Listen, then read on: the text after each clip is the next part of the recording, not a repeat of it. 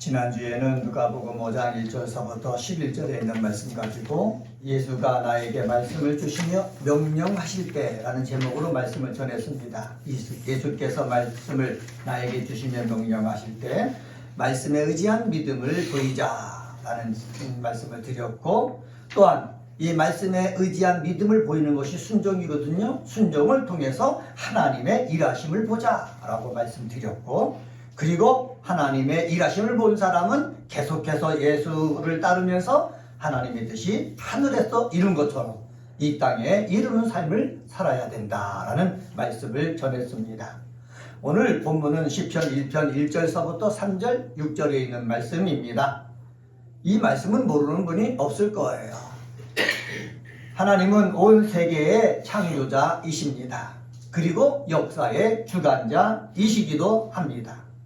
그러기에 필연적으로 우리의 삶의 운명을 결정하시는 절대 주권자이십니다.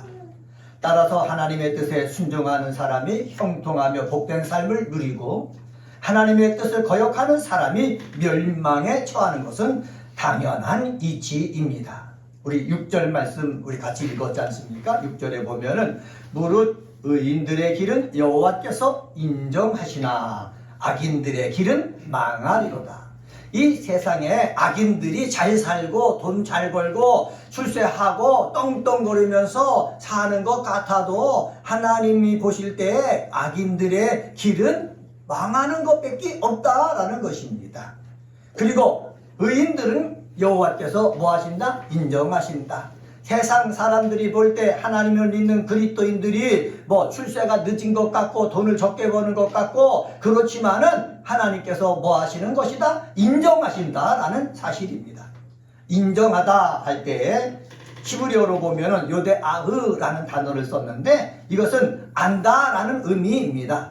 알 때에 지적으로나 피상적으로 아는 것을 얘기하지 아니하고 체험적이고 인격적인 관계 속에서 알을 지칭합니다. 여호와께서 인정하신다라는 말은 뭐냐? 하나님과의 인격적인 관계를 맺고 있는 사람을 하나님께서 뭐 하신다? 인정하신다는 사실입니다. 오늘 우리 귀한 은혜가 꼽히는 교회에 나와서 예배드리는 우리 귀한 믿음의 사람들은 누가? 하나님이 인정하는 하나님과의 교제가 깊은 그런 믿음의 사람이 되시기를 예수의 이름으로 간절히 축원합니다. 우리 1절에 보면은 복 있는 사람이라고 얘기하고 있지 않습니까? 이 복 있는이라는 뜻은 아쉐르라는 뜻인데, 이 아쉐르라는 것은 어떤 뜻이 있느냐면은 하나님께서 제시하시는 삶의 길을 똑바로 걸어가는 것을 아쉐르라고 합니다. 그러니까 복이 있다 할 때 세상 사람들은 돈을 잘 번다, 출세한다, 자녀들이 잘 된다, 건강하다, 이것을 세상 사람들은 복이 있다고 여기지만은 믿음 안에서 복이 있다라는 말은 뭐냐? 하나님이 제시하신 그러한 삶의 길을 따라가지고 바르게 산다라는 것을 얘기하고 있습니다. 우리가 재정적으로 넉넉하지 못하고 그리고 내 하는 일이 그렇게 빵빵 사람들 앞에 내세울 정도로 빵빵거리지 않지만은 하나님이 보실 때에 하나님이 제시한 길을 바르게 걸어감으로 말미암아 하나님으로부터 인정받는 그리스도인들 되시기를 예수님의 이름으로 간절히 축원합니다.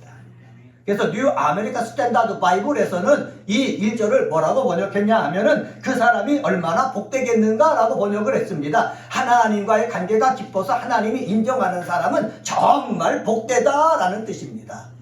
하나님과의 관계가 깊어서 세상 사람들이 뭐라고 하든 상관없이 하나님이 너는 정말 복된 사람이다 이렇게 하나님께서 말씀해 주시는 우리 그리스도인들 되시기를 주의 이름으로 간절히 축원합니다. 오늘은 시편 1편 1절서부터 3절 6절에 있는 말씀 가지고 하나님의 말씀에 따라 사는 것이 복이다 라는 제목으로 말씀을 전하겠습니다. 첫 번째, 하나님의 말씀에 따라 사는 것이 복인데 1절에 보면은 악한 자의 영향을 받지 않는 것이 바로 복입니다. 한번 따라서 해봅시다. 악한 자의 영향을 받지 않는 것이 복입니다. 네, 그렇습니다. 이 세상 삶을 살면은 악한 자의 영향을 받는 사람이 많거든요. 그래서 악한 자를 따라 사는 사람들이 있다는 거예요. 왜 그렇습니까? 세상에는 악한 자를 중심으로 판단을 합니다. 그래서 악한 자들은 뭐 선하게 사는 거 바르게 사는 거 따지지 않습니다. 내가 열심을 다하여 일해가지고 이윤을 많이 남기고 그리고 출세를 하고 잘 되고 내 자녀들도 어떻게 살든지 잘 되는 거 그런 것을 더 복있다 이렇게 여깁니다. 그런데 성경은요 하나님을 통해서 우리에게 말씀하시기를 그렇게 돈 많이 벌고 출세하고 자녀들이 잘 되는 그것이 복이 아니라 어떻게 해요? 하나님 말씀 따라 사는 것이 복이라고 얘기하고 있습니다. 예수님께서 말씀하셨습니다. 뭐라고 말씀했느냐? 요한복음 10장 10절에 보면은 도적이 온 것은 도둑질하고 죽이고 멸망시키려는 것뿐이요 내가 온 것은 양으로 생명을 얻게 하고 더 풍성히 얻게 하려 하심이라 말씀하셨습니다. 마귀가 도둑놈이거든요. 마귀란 놈이 와가지고요 마귀의 형상을 따라 마귀의 습성을 따라 양태를 따라 우리로 하여금 어떻게 살게 하거든요. 그렇게 살아가는 사람들은 뭐 도둑질 당하는 거예요. 자기 시간을 자기 인생을 도둑질 당하는 거예요. 그리고 자기가 어떻게 해요? 영생을 얻는 길이 아니라 죽으러 가는 길이에요. 자기 멸망의 길로 내놓는 거예요. 겉으로 볼 때는 달콤함에 빠져갖고 행복하다 즐겁다 신난다 쾌락적이다 라고 얘기할 수 있을지는 모르지만은 어떤 길로 멸망의 길로 가고 있다라는 거예요. 요한복음 8장 44절에 예수님께서 말씀하셨습니다. 너희 아비 마귀의 욕심대로 너희도 행하고자 하느냐 말씀했습니다. 우리가 예수를 믿는다고 해도 우리 속에 있는 그 탐욕이 있어가지고 자꾸 마귀의 뜻대로 행하고자 하는 것이 다 있는 거예요. 저도 목사지만은 마귀가 내 속에서 역사해가지고 예수님에게 돌을 떡으로 만들어 버려라. 그리고 천하 영국을 줄 때, 만국의 영광을 줄 테니 나에게 절을 해라. 그리고 성전 꼭대기에서 뛰어내리라. 그렇게 하면서 유혹을 했듯이 우리들을 유혹하고 있다는 거예요. 하나님이 행복하게 살게 해줄 테니까는 나를 따라 살아라. 나의 영향을 받으며 살아라. 이렇게 얘기하고 있다는 거죠. 그런데 예수님은 분명히 말합니다. 그가 거짓말장이라는 거예요. 거짓의 압이라는 거예요. 그 말대로 되어지지 않는다. 분명히 말씀하고 있어요. 이렇게 말을 하고 계시는 하나님은 뭐라고 말씀합니까? 하나님의 자녀들이 이런 마귀의 유혹에 따라서 영향을 받아가지고 마귀의 종노릇해서는 안 되는데 어떤 삶을 살아야 되느냐? 1절 말씀 한번 봅시다. 1절 한번 같이 한번 읽습니다. 시작. 복 있는 사람은 악인들의 꾀를 따르지 아니하며 죄인들의 길에 서지 아니하며 오만한 자들의 자리에 앉지 아니하고. 복 있는 사람, 하나님이 인정하시는 그러한 삶을 살기 위해서는 피해야 할 세 가지가 있다는 거예요. 첫 번째는 악인의 꾀를 따르는 것, 두 번째는 죄인들의 길에 서는 것, 세 번째는 오만한 자의 자리에 앉는 것입니다. 따른다, 서다, 앉다. 점층적인 점층법을 써서 표현하고 있지요. 우리가 죄에 물들면 악인의 꾀에 악인을 따라 삶을 살다 보면은 처음에는 다른 일을 하지요. 그 다음에 서는 일을 하죠. 그 다음에 그 자리에 앉아가지고 멸망 자리에 같이 끼게 되는 거예요. 이렇게 악한 자리에 영향을 받지 않고 따르지 않고 그 자리에 서지 않고 앉지 않게 되어지기를 예수님의 이름으로 간절히 축원합니다. 악인의 꾀를 따르지 않는다 그랬을 때 이 악인의 꾀는 뭐라고 그러냐? 모략, 영어로 번역된 성경에는 모략 등으로 번역을 했거든요.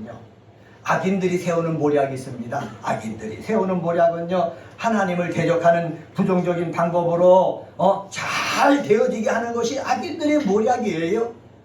하나님을 떠나서 이 세상에서 잘 된다고 그것이 행복이겠습니까? 그게 복이겠습니까? 성경을 말합니다. 아닙니다. 하나님을 떠나서 세상적인 방법으로 돈 많이 벌고 출세하고 자녀들이 잘 되는 것이 세상적인 복이라고 할지는 모르지만은 하나님이 보실 때는 하나님의 관계가 멀어진 것이요 끊어진 것이요 하나님이 보실 때는 필히 멸망의 길이기 때문에 그것은 복이 아니라고 오늘 시편 1편을 통해서 우리에게 말씀하고 있습니다. 또 여기 보면은 죄인의라고 얘기하고 있지 않습니까? 죄인이란 말이 무엇입니까? 하나님께서 설정하신 삶의 목표에서 방향에서 벗어난 것을 죄라고 얘기하고 있거든요. 하나님이 설정하신 그 방향 목표에서 벗어난 것이 죄이기 때문에 이 악인들은 그 하나님이 설정하신 목표나 방향에서 벗어나서 자기 마음대로 살려고 하는 것이기 때문에 그들과 함께 다니거나 그 자리에 그들과 함께 서지 않아야 된다. 성경은 말씀하고 있습니다. 또 오만한 자라고 얘기하고 있죠. 오만한 자라는 말은 조롱하는 자를 뜻하고 있습니다. 여호와의 진리와 공의를 조롱하는 자들, 이 자들이 바로 어떠냐? 오만한 자라 성경은 얘기하고 있습니다. 하나님의 뜻에 순종하여 사는 자를 비웃는 자, 이런 자들 오만한 자다라고 이야기하고 있습니다. 오만한 자는 악인이나 죄인보다 더 적극적인 죄를 범한 사람들을 말하고 있습니다. 그들은요, 하나님을 직접 조롱의 대상으로 삼고 있습니다. 하나님의 뜻대로 사는 사람들로 하여금 삶의 태도를 버리고 자기와 똑같이 타락하자고 계속해서 말하고 유혹하고 있다는 사실입니다. 이들은 다 하나님을 대적하는 자와 똑같습니다. 오만한 자는 사단의 하수인이 되어 적극적으로 하나님의 영광을 훼손하며 사람들로 하여금 하나님으로부터 멀어지도록 유혹을 합니다. 그렇기 때문에 우리는 하나님의 말씀에 따라 사는 그런 삶을 살기 위해서는 이 악한 자를 따라서 삶을 살아서는 안 된다라는 말씀입니다. 사랑하는 은혜가 꽃피는 교회 그리스도인 여러분, 악한 자를 따라 살지 않는 믿음의 사람이 되어 지시기를 주님의 이름으로 간절히 축원합니다. 두 번째로 2절 말씀 보면은 하나님 말씀을 즐거워하는 자입니다. 한번 따라서 해봅시다. 하나님 말씀을 즐거워하는 것. 네, 하나님 말씀을 즐거워하는 것입니다. 하나님이 주신 말씀은 인간, 특히 자기 백성을 향해서 하나님의 뜻을 표현한 것입니다. 따라서 하나님 말씀에 대한 태도는요, 하나님에 대한 태도라고 말할 수가 있습니다. 2절 말씀 한번 볼까요? 2절에 보면은 오직 여호와의 율법을 즐거워하여 그의 율법을 주야로 묵상하는도다. 시편 기자가 시편 1편을 쓸 때는 여호와의 율법이라고 그랬습니다. 그런데 예수님이 하나님의 아들로 우리 사람의 몸을 입고 이 땅에 오셨잖아요. 그리고 제자들에게 하나님의 말씀을 가르치셨어요. 천국의 비밀을 가르쳐 주셨어요. 그래서 여호와께서 하신 그 말씀, 예수님께서 하신 말씀, 이것을 통틀어서 우리는 하나님의 말씀이다, 이렇게 말할 수가 있습니다. 우리는 하나님의 말씀을 어떻게 해야 되느냐? 즐거워해야 된다는 거예요. 하나님 말씀이 즐거우면은 나도 모르게 그 말씀을 어떻게 해요? 묵상하는 거예요. 묵상하되 주일날 교회에 와서만 묵상하는 것이 아니라 성경에 보면은 주야로 묵상한다고 그랬어요. 밤과 낮에 시간 있을 때 하나님 말씀을 묵상해요. 묵상하면 마음이 편안해져요. 묵상하면 마음이 즐거워져요. 묵상하면 마음에 새 힘이 생겨요. 그래서 이 말씀 가지고 이 하나님의 말씀을 따라서 살아간다는 거지요. 그것이 복이라 성경은 얘기하고 있습니다.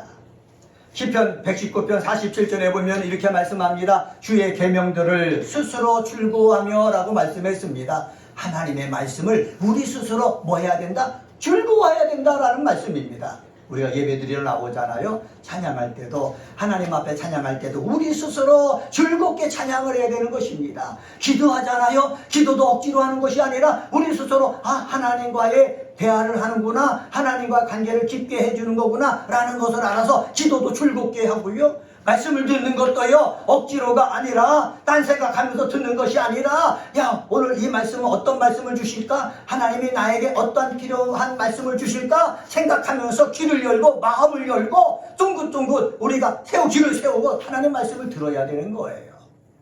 시편 119편 103절에 보면은 주의 말씀의 맛이 내게 어찌 그리 단지요 내 입에 꿀보다 단이다.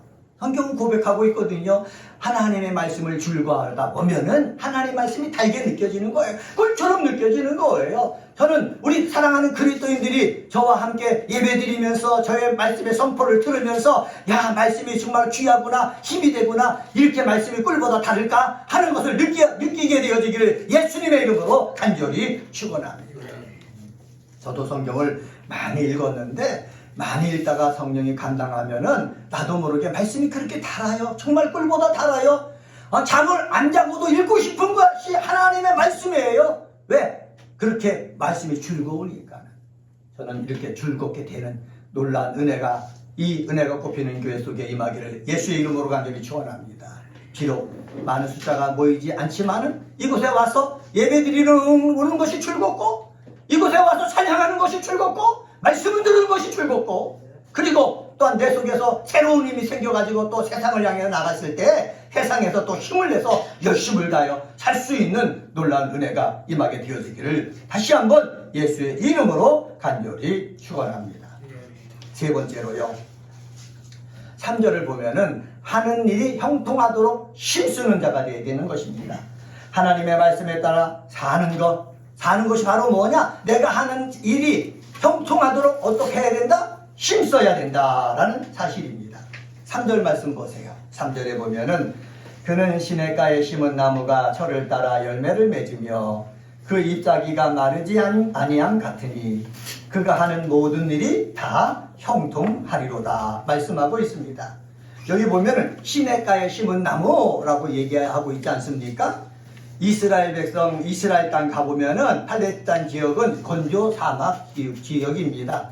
저도 거기에 2번 성지순례 갔는데 사막이에요. 물이 없어요. 그래서 버스를 타고 가다 보면은 다 나무가 있는데 나무가 어떻게 해요? 조그만 나무들밖에 없어요. 키가 작은 나무들밖에 없어요. 왜? 사막 기후에서 살아남으려면은 몸집을 불릴 수가 없는 거예요. 나뭇잎을 크게 할 수가 없는 거예요. 근데 거기도 우기가 있거든요. 우기 때 비가 내려요. 비가 내리면 많은 양이 내리거든요. 많은 양이 내려서 개천이 없는데 비가 내릴 때마다 개천이 생기는 거예요. 그것을 지리학적인 용어로 와디라고 그러지 않습니까? 개천이 생겼다가 다시 비가 안 오면 말라버리는 것입니다. 거기에 나무를 심어도 크지 않는 거예요. 근데 여기 시냇가에 심은 나무라고 그랬지 않습니까? 시냇가라는 것을 히브리어로 찾아보니까는 팔르게마임이란 단어가 사용됐습니다. 이 단어의 뜻이 무엇인가 찾아봤더니 물이 풍성히 저장되어 있어서 항상 흐르는 인공적인 관계수로를 얘기한다라는 것입니다.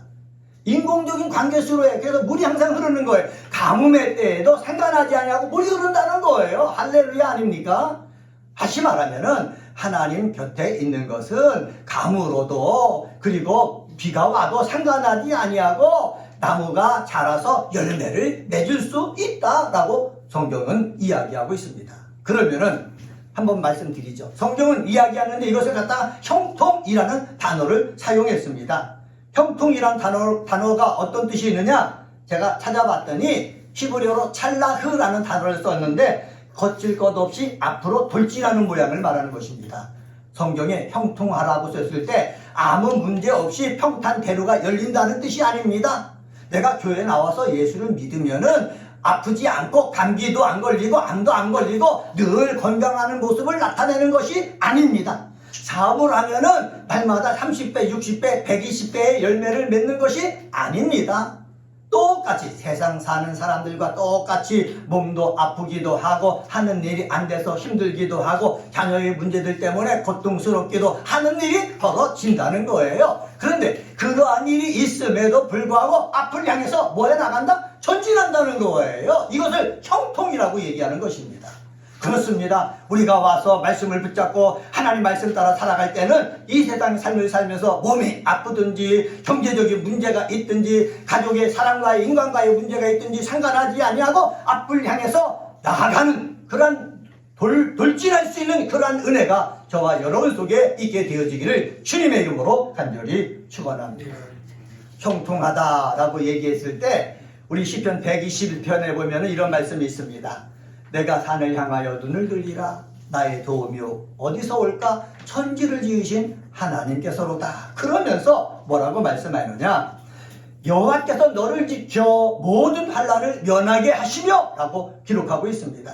그런데 여호와께서 너를 지켜 모든 환난을 면하게 하신다라는 것을 주석적으로 찾아보니까는 그렇게 주석이 안 돼 있는 거예요. 모든 환난이 임하는데 그것을 이기게 하신다라고 주석서는 설명하고 있는 거예요. 그렇습니다. 여러분, 제가 목사인데 모든 환난을 면한 것이 아닙니다. 제가 대학교 다닐 때 기침이 났다고 그랬습니다. 그래서 나중에 기침할 때 손을 받아보니까 피를 토하고 있는 거예요. 그래서 어머니랑 같이 사진을 찍어보니까 폐결이라고 한 거예요. 그때 기도 열심히 했죠. CCC라는 단체에 소속돼서 맨날 성경을 읽고 복음을 증거하면서 또한 성경을 가르치면서 지냈죠. 늘 은혜 가운데 지냈는데 몸에 폐결의 병이 든 거예요. 여러분, 열심히 믿음을 다해 산다고 해서 병이 안 옵니까? 오는 거예요. 제가 아는 집사님이 계신데 이분이요, 11조도 열심히 합니다. 그리고 교회 봉사도 열심히 합니다. 그리고 몸의 건강을 위해서 운동도 잘해요. 또 음식도 소식을 합니다. 건강에 좋은 음식만 먹습니다. 그런데 한 번은 건강검진을 받았는데 위암이라는 거예요. 이분이 전화를 걸어서 원망을 하는 거예요. 하나님 앞에 내가 헌금도 잘하고 봉사도 잘하고 내 몸의 건강을 위해서 운동도 하고 먹는 것도 소심해서 먹었는데 왜 나에게 위암이 걸리느냐 이거예요. 예. 여러분, 하나님을 잘 믿든 믿지 않든 세상 사람들이 당하는 환난은 우리 모두 다 겪게 되어 있다는 거지요. 문제는 바로 뭐냐? 모든 환난을 겪는데 이 환난을 이길 수 있는 힘을 하나님이 주신다는 거예요. 이것을 형통이라고 성경을 쓴 거예요. 여러분, 어떤 환난이 여러분에게 오든지 간에 이길 수 있는 능력이 있게 되어지기를 주의 이름으로 간절히 축원합니다. 이길 수 있도록 뭐라고 말씀합니까? 내 영혼을 지키시리로다 말씀하고 있어요. 하나님이 내 영혼을 지키신다는 이 확신을 가지고 저돌적으로 내가 병과 싸우고 저돌적으로 내 어려운 환난과 싸워서 승리할 수 있는 믿음의 사람이 되시기를 예수의 이름으로 간절히 축원합니다. 창세기에 보면 요셉 얘기가 나오잖아요. 저는 요셉 얘기를 좋아합니다. 요셉이 꿈을 꿨어요. 꿈 얘기를 형들에게 하니까는 형들이 시기하는 거예요. 맨날 저놈은 꿈 얘기만 하네. 아버지 사랑만 독차지하네. 형들이 화가 난 거예요. 시기심과 열등심에 빠져가지고 요셉을 종으로 팔아버린 거예요. 요셉이요, 사랑받는 아들에다가 애굽의 보디발 장군의 집에 종이 됐어요. 환난이 온 거예요. 이렇게 되면 하나님이 형통케 하는 삶을 사는 것입니까? 아니잖아요. 그런데 성경은 뭐라 그러냐? 하나님이 형통케 하게 하셨다, 하나님이 함께 하셨다라고 기록해 놨어요. 그것은 무슨 뜻이냐? 요셉이 종이 되었어도요, 그 종에 대한 그 어려움을 저돌적으로 열심을 다하여 삶을 살아서 그것을 극복해냈다라는 뜻입니다. 인생 포기하지 아니하고 절망하지 아니하고 열심을 다해 삶을 살았더니 보디발 장군에게 인정받아갖고 그 집안을 모두 관리할 수 있는 그러한 은혜를 덧입게 되었거든요. 이런 요셉이 보디발 장군의 부인의 유혹에 넘어가지 않고 해서 내가 따르지 않다가 감옥에 들어갔어요. 감옥에 들어갔으면은 내가 하나님 그렇게 잘 믿었는데 왜 나를 감옥에 보내십니까? 얘기할 수 있을지는 모르지만은 성경에는 뭐라 그러느냐? 하나님이 함께 하셨다, 하나님이 형통케 하셨다고 얘기하고 있어요. 감옥에서도요, 요셉은 자기가 할 수 있는 일을 최선을 다해서 한 거예요. 절망하지 아니하고 낙심하지 아니하고 최선을 다해서 했더니 거기서 어떻게 해요? 그 어려움을 다 이겨낼 수 있었다. 성경은 기록하고 있습니다. 다시 말하면은 모든 환난이 우리에게 올 수는 있어요. 그런데 환난이 올 수는 있지만은 어떻게 해요? 하는 일이 형통하도록 어떻게 우리는 힘쓰는 자가 되어질 수가 있다는 거예요. 환난을 이겨낼 수 있도록 힘쓰는 자가 되어지기를 주님의 이름으로 간절히 축원합니다. 로마서 8장 28절에 보면은 사도 바울이 이렇게 고백합니다. 우리가 알거니와 하나님을 사랑하는 자, 곧 그 뜻대로 부르심을 입은 자들에게는 모든 것이 협력하여 선을 이룬다. 어려운 일이 있을 수가 있어요. 그런데 하나님을 사랑하는 사람은 모든 것이 합력하여 뭐를 이루도록 선을 이루도록 힘쓴다라는 것입니다. 그렇습니다. 하나님 말씀 따라 사는 사람은 하는 일에 어려움이 있어도 이것을 어떻게 해요? 극복해가지고요, 하나님 앞에 할렐루야 할 수 있도록 힘쓰는 삶을 산다는 거죠. 이런 삶을 사는 우리 은혜가 꼽히는 교회 그리스도인들 되시기를 주님의 이름으로 간절히 축원합니다. 오늘은 시편 1편 1절서부터 3절 6절에 있는 말씀 가지고 하나님 말씀에 따라 사는 것이 복이다 라는 제목으로 말씀을 전했습니다. 악한 자를 따라 살지 않는 자가 되어야 되는 것입니다. 하나님 말씀을 즐거워하는 자가 되어야 되는 것입니다. 하는 일이 형통하도록 힘쓰는 자가 되어지기를 예수님의 이름으로 간절히 축원합니다. 기도하겠습니다.